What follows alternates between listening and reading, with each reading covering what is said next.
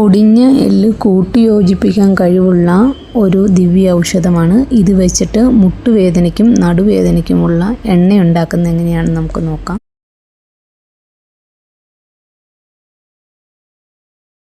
പീസായിട്ട് ചൂടുവെള്ളത്തിൽ അരിപ്പിച്ചെടുക്കാം.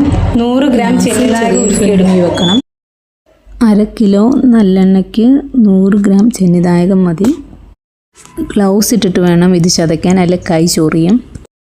ചങ്ങലം വരണ്ട 100 ഗ്രാം ചതച്ചതോ അല്ലെങ്കിൽ മിക്സിയിൽ അരച്ചതോ ഈ എണ്ണയിലോട്ട് ഇടുക.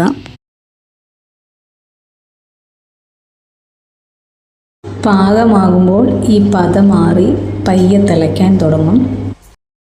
നന്നായിട്ട് ഇളക്കിക്കൊണ്ടിരിക്കണം.